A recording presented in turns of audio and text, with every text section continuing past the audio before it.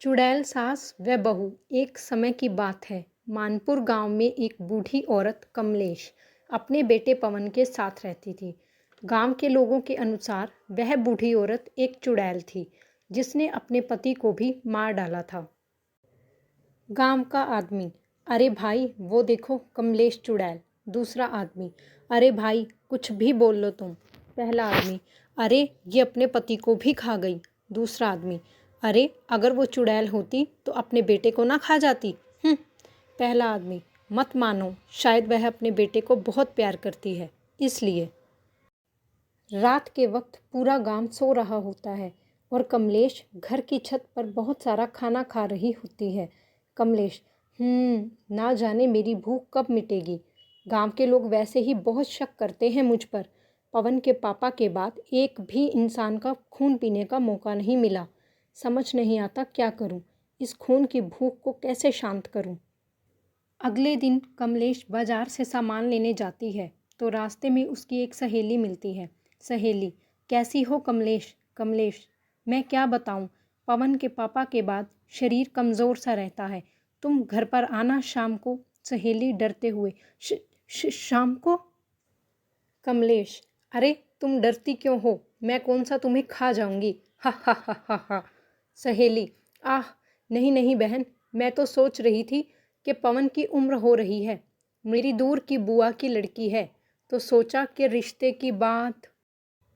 कमलेश अपनी सहेली की बात पूरी सुने बिना ही सोचने लग जाती है कि उसके खून का इंतज़ाम हो गया और वह बिना पवन से बात किए ही हाँ कर देती है।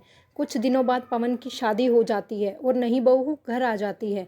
रोज़ रात जब कमलेश बहू के पास जाती, पवन को पास में देखकर उसकी हिम्मत ना होती। अचानक एक रात, कमलेश, हाय हाय बहू, क्या हुआ माँ जी? कमलेश, कुछ नहीं बहू, आज पता नहीं पैरों में बहुत दर्द हो रहा है। बहू, कोई बात नहीं माँ जी, मैं आज रात इनके सोने के बाद आपके पास आ जाऊंगी और पैरों पर मालिश कर दूंगी। कमलेश, तुम्हारा भला हो। उस रात सभी लोग खाना खाते हैं लेकिन कमलेश खाने के लिए मना कर देती है क्योंकि उसको बहू का खून पीना होता है। पवन, क्या हुआ माँ, तुमने कुछ भी नहीं खाया? बहू, अरे आज माँ जी की तबीयत ठीक नहीं है, आपके सोने के बाद मैं इनके पैरों की मालिश कर दूंगी, कल से देखना एकदम ठीक हो जाएंगी। कमलेश, हाँ बेटा, कल से तो मैं एकदम शायद ठीक हो जाऊं, तू आ जाना याद से। आ आ ठीक है। बहू, जी माँ जी।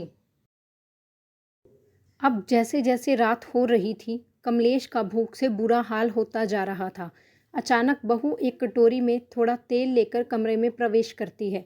कमलेश, आओ बेटा, छत पर चलते हैं, मेरा आज ऊपर ही सोने का मन है। बहू, ठीक है माँ जी। ऐसा कहकर दोनों छत पर चले जाते हैं और बहू कमलेश के पैरों पर जैसे ही तेल लगाने लगती है, वो डर के मारे वहीं रुक जाती है क्योंकि सास के पाँव उल्टे थे। बहू मन में सोचते हुए, गांव वाले ठीक ही कहते थे इसके बारे में, ये है तो चुड़ैल ही। कमलेश, क्या हुआ बहू? बहू, कुछ नहीं माँ जी, मैं 1 मिनट में नीचे से और तेल लेकर आई। ऐसा कहते ही जैसे ही बहू नीचे जाने लगी, कमलेश ने उसको रोकना चाहा लेकिन बहू एकदम नीचे गई और 2 मिनट में फिर से आ गई। अब बहू फिर से कमलेश के पैर दबाने लगी। कमलेश के दांत और नाखून बड़े होने लग गए। अब वह बहू को मारने के लिए एकदम तैयार थी। अब कमलेश एकदम चुड़ैल के रूप में नजर आने लगी। बहू की पीठ होने की वजह से वह कुछ भी नहीं देख पा रही थी। उसको मालूम भी नहीं था कि शायद आज उसकी आखिरी रात है और यहाँ कमलेश के मुंह में पानी भरा जा रहा था। उसके हाथ बहू के गर्दन की तरफ बढ़ते जा रहे थे। बहू इन सब चीज़ों से अनजान थी और जैसे ही कमलेश बहू का गला दबाने लगती है, अचानक एक ज़ोर से आवाज़ होती है और पवन छत पर आ जाता है और कमलेश अपने असली रूप में आ जाती है। अरे वाह माँ, इतना सास और बहू का प्यार पहली बार देखा। ये लो खाना, तुम्हारी बहू ने कहा था कि थोड़ी देर तक ले आना, और हाँ, इसने गरम भी अपने हाथों से ही किया है। लो अब खा के सो जाओ। ऐसा कहकर पवन और बहू वहाँ से चले जाते हैं और कमलेश गुस्से में सोचती है। कमलेश सोचते हुए, कब तक, आखिर कब तक बचेगी? बहू, जैसे तेरे ससुर की बलि चढ़ी है तेरी भी चढ़ेगी जल्दी ही। और हाँ, आप लोग भी सब्सक्राइब कर लो ये चैनल। इस पार्ट में ना सही तो क्या हुआ, अगले पार्ट में मैं बहू का काम तमाम करके ही मानूंगी। और कमेंट करके ज़रूर बताना कि और क्या तरीका हो सकता है इस चालाक बहू को सबक सिखाने का।